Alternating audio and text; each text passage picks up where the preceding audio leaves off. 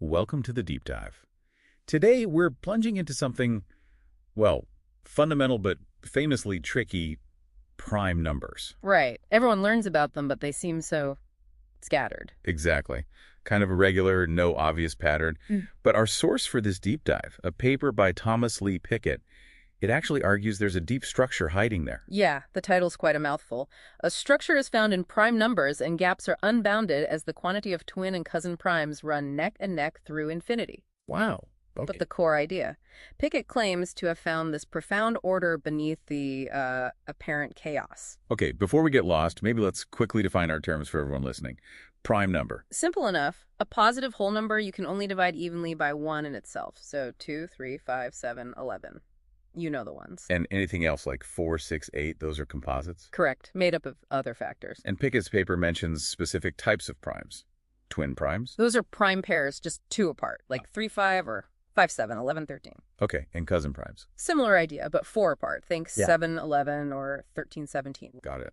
And there are sexy primes too, 6 apart, like 23, 29. That's right. And then you have your isolated primes, like 23 again, actually. Neither 21 nor 25 is prime, so it stands alone, no twin nearby. Right, so the big puzzle, the reason primes are so fascinating is this irregularity, isn't it?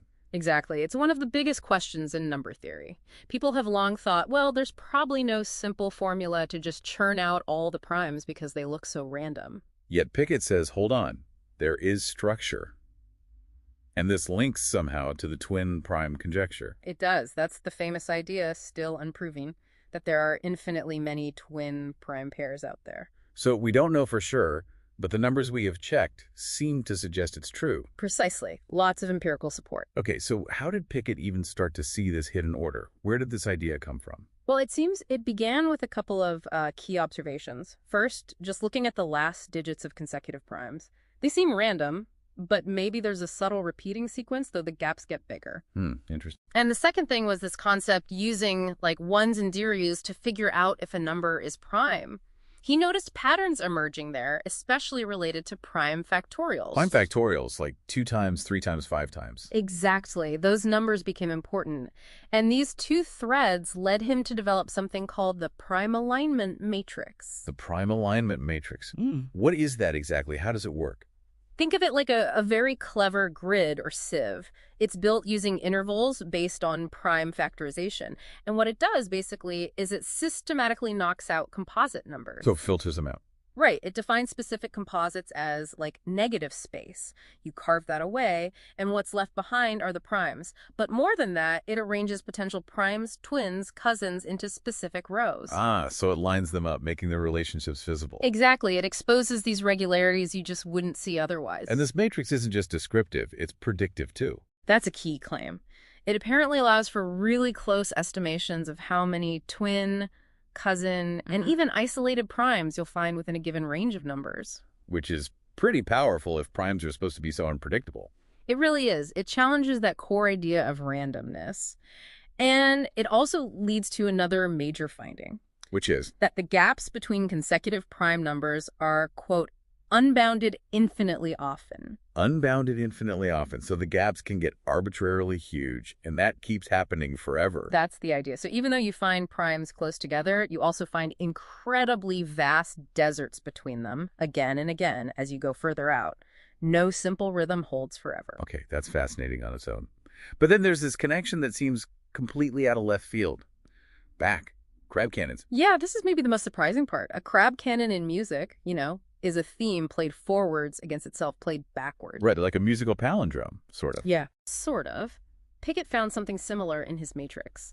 The numbers that generate each stage of the matrix, he calls them parents, they exhibit this kind of forwards and backwards meshing. A crab cannon effect. In the numbers? How? It results in the gaps between the rows of potential primes in the matrix forming a palindrome. The sequence of gap sizes reads the same forwards and backwards. Wow. That's really elegant.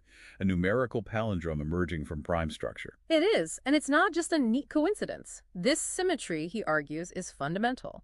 It helps explain why primes seem fairly evenly distributed between the top and bottom halves of the matrix rows, even as they generally get sparser overall as numbers get bigger. So this underlying palindromic symmetry imposes a kind of balance. A deep, elegant balance, yeah. even while the overall trend is fewer primes among larger numbers.